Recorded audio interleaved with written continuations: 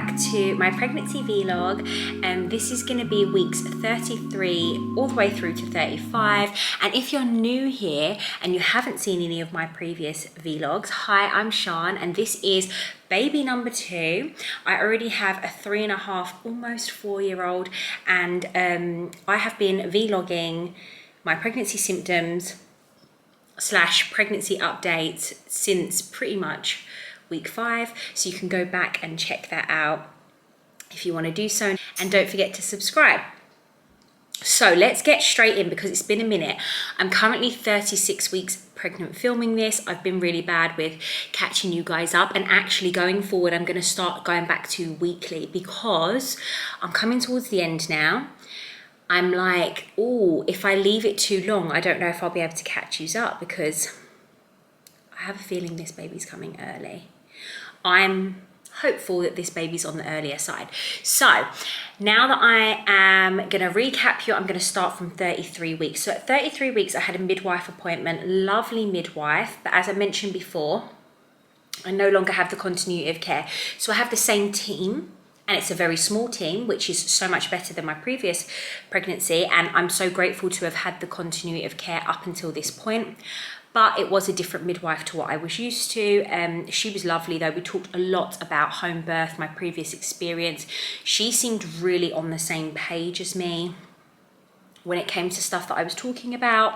So I thought that was a really good sign. I just love that. I love when the midwives are so supportive and they really, really want to aid you and support you in a natural birth, and just respect that you would love to do this in the most natural way possible, which is where my head is at.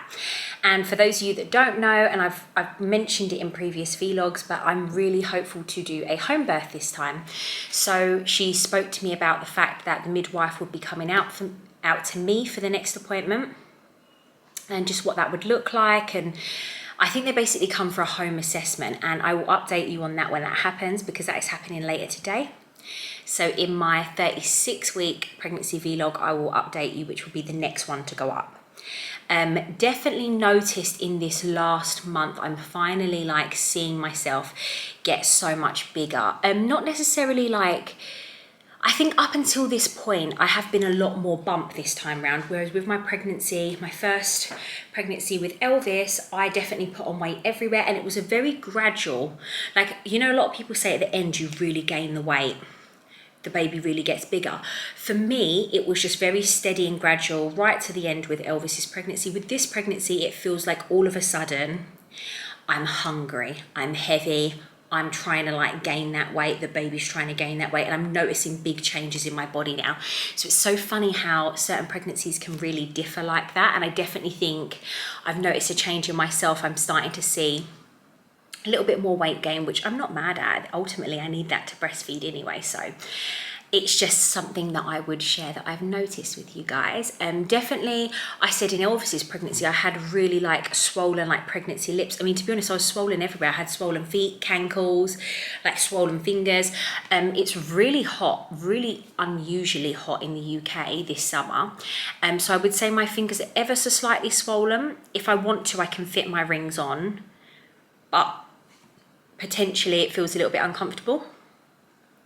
So I haven't been wearing my rings as much. But if I'm honest with you, with Elvis's pregnancy, I couldn't fit my rings on from like 6 months. So I'm really not as swollen this time around, despite it being a lot hotter. But I'm noticing now my nose and lips look ever so slightly bigger. They are getting a little bit swollen, but still not like I had real on, like, you know, when people talk about that you can be like pregnant in your nose and pregnant in your lips and you just get like these huge, I had that with Elvis. So I don't feel like this time they're too big, but I'm definitely getting a little bit more swollen. I don't mind the juicy lips. People pay for that, you know. I don't mind at all. What else from week 33? I've got my notes here. I noticed, this is funny because I'm then going to go on to say something else, but I noticed that I was like, oh, I'm coming into like the really late stages of pregnancy and I haven't had any Braxton Hicks, because I was noticing that I think from Elvis's pregnancy, I had them from like 6 months and I would get them on and off not regularly, but I would get them on and off. And I've read on the apps and that was totally normal. I wasn't worried about it at all. But I remember my body did a lot of prep. I was thinking, I'm 33 weeks and still haven't had any, like not even a glimmer of one. So I was like, oh, that's interesting. But I'll go on to tell you then what the last week's been like. I've written down that I've still got 5 books to get through. So at this stage in week 33, still had 5 like pregnancy, breastfeeding or birth related books that I really wanted to like power through and finish off. And I think since then, I've actually completed Your Baby, Your Birth, I think that's what it's called, and Birth Like a Feminist. So I've actually managed to complete 2 more books. I think I've got like 3 more. Well, I'm halfway through one, so I've probably got like 2 more that I want to get through. Again, it's not essential. I just love to read, love to educate myself, and I just think because sometimes going into a 2nd or 3rd or whatever pregnancy you're on, sometimes you can be a bit of a know-it-all, like, oh, I've done this, but actually you forget a lot. So I quite like to, and obviously because I'm doing a home birth this time, I just want to be even more knowledgeable or just hear all the stories, all the things. I enjoy it. I love it. I love everything about pregnancy and birth, hence why I make these vlogs. Let's move on now to week 34. Week 34 was an intense week for me because at the end of the week, so when I was almost 35 weeks, I had my baby shower. My baby shower was beautiful. I know sometimes with like subsequent children, you can be a little bit more like, oh, I can't be bothered. And I did feel like that beforehand, and I knew I would feel like that. So I basically planned the theme, everything for my baby shower, like from early pregnancy. I was already like organized, already knew what I wanted. So when it came down to feeling like, oh, I can't be bothered, it's second baby, I'd already had so much organized. I was like, oh, I might as well go ahead with it. And I'm so glad I did. And I really think, guys, don't not celebrate each pregnancy. Don't like not have a baby shower. Like, why not? Like, it's just so magical. It's so special. And it was just beautiful. I'm going to insert some pictures here. So we had like a honey and bee theme. Just the cutest, because I just thought, we don't know the gender, so it's like that, what will it be, like a bee. Also we had like on the invites, a little honey is on the way. On the little like giveaways I had like, have you heard the buzz, a little honey is on the way, you know, like things like that. I just thought it was such a cute theme. It's very neutral as well. I had loads of yellows, which is like one of my favorite colors. It's summer. I really wanted to embrace the fact that we've had lovely weather in the UK and just have like yellows and a little garden party set up that I had. And I had like, where we all just sat on the floor in the garden, and it was beautiful. It was a beautiful day. We had lots of fun. We got the boys to wear watermelons, although I would have loved if the watermelons were bigger, but that's all my sister could find. So they were doing tasks in like watermelons, and it was just hilarious. And I had the kids there, which was different this time because obviously with Elvis I didn't have kids. I didn't have a kid, so I didn't invite the kids, whereas now I have a kid, it's like, how can I not invite kids? So we had a few kids there. And we had a lot more of the boys this time, whereas the first time round of my baby shower, I just kind of kept it to the girls just to keep numbers down. But this time I was like, well, no, like my son is a boy. Ken is here to celebrate the baby shower as well. So this time it was more like Sean and Ken's baby shower rather than just mine. Even though Ken was obviously at the first baby shower, I just felt like I was the star of the show that time. I mean, I'm still the star of the show every time, but yeah, we allowed Ken in on the performance, should I say. So baby shower was epic, absolutely loved it.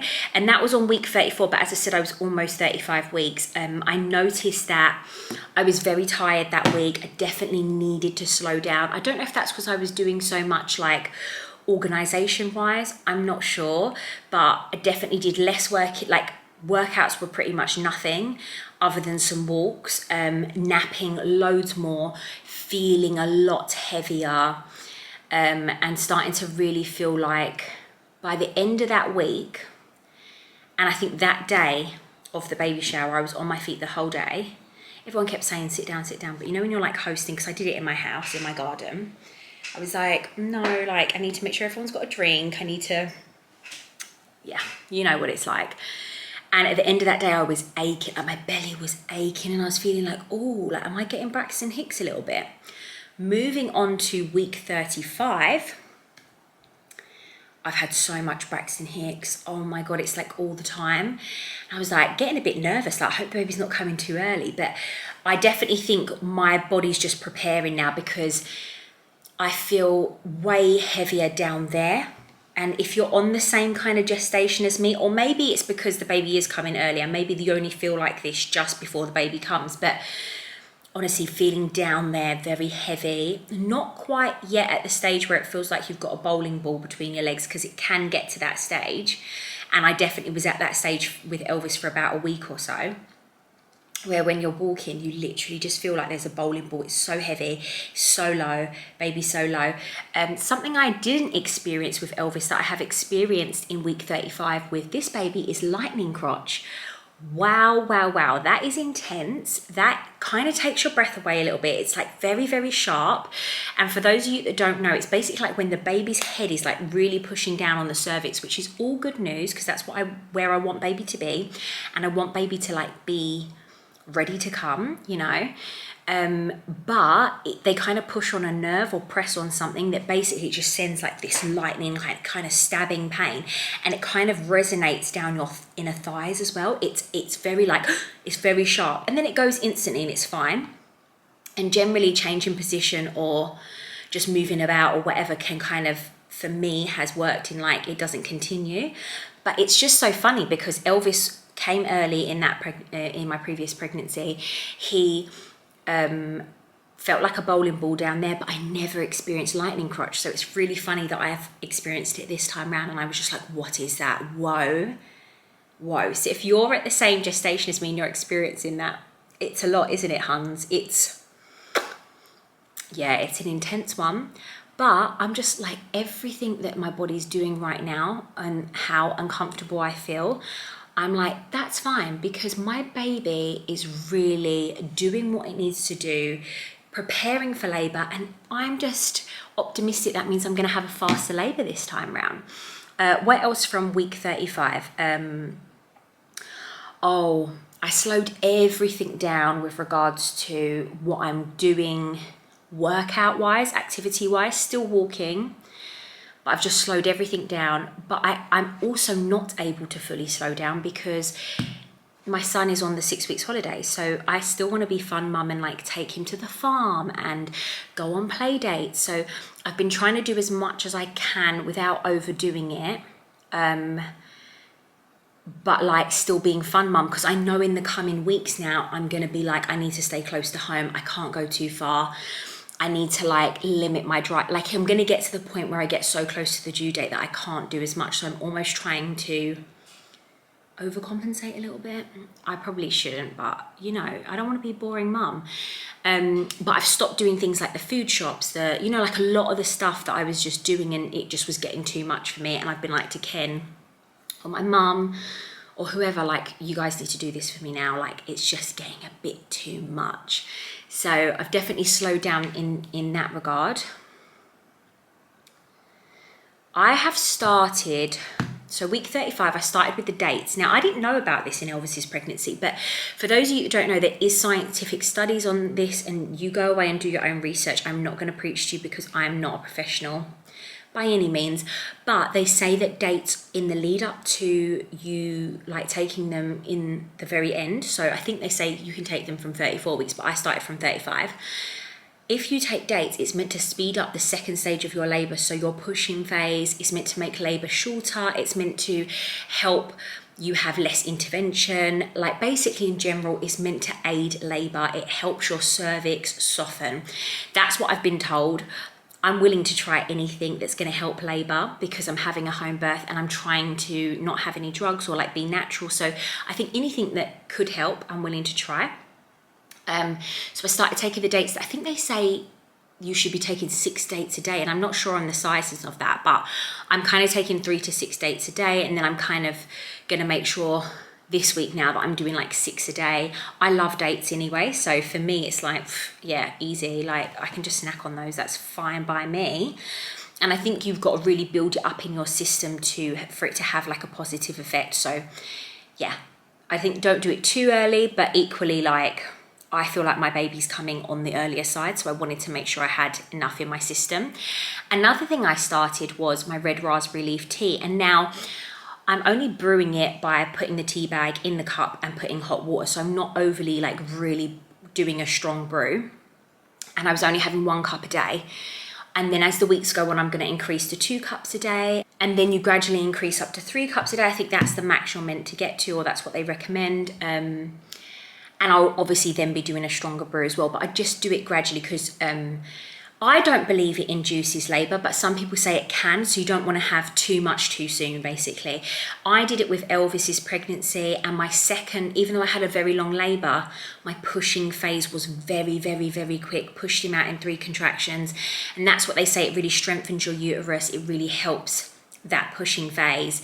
And some people say it speeds up your labour. I didn't find that, but I did find the end of my labour was really quick, so I don't know, again, don't know if it really truly works, but going with it because my pushing phase was really quick with Elvis, and who doesn't want to have an easier pushing phase?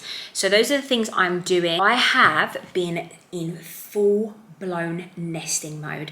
Like, I mean, I will have bursts of energy, but all I can do is baby related stuff. I have washed like the newborn car seat. We've got the doona, so it's like a car seat that goes into like a buggy. Highly recommend that, by the way. That was a godsend, especially if you drive, and especially if you do loads of like little bursts in and out of the car. It's just so much easier. And I know, having 2 kids now, when you jump in and out of the car, like, you don't want to have to put a whole buggy together while your kid's waiting. Or doona, research it, they're the best. I've basically like got it down from the attic. I've like washed all the newborn, like, can I just say, it literally looks like brand new. Washed it all, put it all back together. That's a whole process in itself, and it's been sweating hot in the UK, so I've just been taking my time, sitting in front of a van with my big old belly, sometimes on my exercise ball, like building stuff together. I've done the newborn buggy, and I've added a really cute sheepskin insert into it. I'm going to insert a picture because I just think it looks so cute, and that was actually gifted to us by one of our best friends for this baby from my baby shower. So I've washed the baby's again, it looks brand new. They were all washed before they went in the attic, but you've got to give it a freshen up, haven't you? It's been a while. So the sheepskin is meant to be keep them cool in the summer and warm in the winter. So you don't actually need to change it out. You can use it year round. And I just think it makes it look a bit prettier and a bit more luxury. So yeah, I have put together the buggy, and then I even put together the beside me crib. Like, who needs a man? I'm doing this all. I have washed all the baby clothes, everything from like up to 9 months that I already had, and all the new bits that I got gifted from the baby shower, all washed, all ready to go. So when I mean I've had nesting energy, I'm organised now. Going into week 36, your girl is organised, and I'm feeling good about it because I just feel like now, like, if the baby wants to come, the baby can come when the baby wants to come. Oh, and then the final thing I was going to ask about is if you guys are doing the perineum, I don't know what it's called, massage. Like, are you guys doing that? Because I didn't do that with Elvis, and I did tear. 2nd degree tear. Not terrible, I'm not going to lie. If you're scared about tearing, like, it wasn't the end of the world for me, personally. You just don't care at that stage. They stitch you up, it's fine, and everything heals, it's fine. But ideally, if you don't have to tear, you don't want to. And I now obviously must have some sort of scar tissue or something there. And I'm like, oh, is that going to then be harder to stretch? Like, I'm thinking about it more. And my mum was really like, I really think you should do that, because like, I think she tore both times, but she found her 2nd time worse. Some people say your 2nd time's not as bad. Obviously, that I had a bit of coach pushing towards the end, so I'm going to try and not do that this time. And I think that will massively help. But any advice, like, should I just be doing the perineal massage? I've been gifted like the oil. Should I just bite the bullet and just be doing it? I know they say obviously you can just have more sex as well. That's like helping kind of stretch you out down there. So that's definitely something I will be trying to do. But I'm just considering whether that's something worth doing, and if anyone has any advice on whether it works or not. Like, I don't really know. So I might be trying that in the coming weeks. But as I said, that was a huge update for me. I feel like I literally wasn't even breathing. I was talking that fast, but I just had loads to throw at you, and I hope you enjoyed that little update. And I'm really excited. I'm getting excited now, guys. I'm on the home stretch, and as I said, I'm going to try and go back to doing weekly vlogs, because who knows how early this baby's going to come. Like, I've got 2 friends that keep reminding me that their babies came at 37 weeks, which would literally be next week for me. And that is wild, but baby is full term by that time. Like, they're not even classed as premature or anything. I mean, I think the baby's fully cooked now. They just gain weight. I've also got a scan coming up, and as I said, got my first midwife appointment. So that is what you can look forward to hearing about in the next vlog, which will be very, very soon. I'll give you a nice little update, but thank you so much for tuning in. Don't forget to subscribe, and I will see you shortly, and wishing you mamas all the best, especially if you're in the UK in this heat and you're having sleepless nights. My thoughts are with you, but I'm also there with you physically.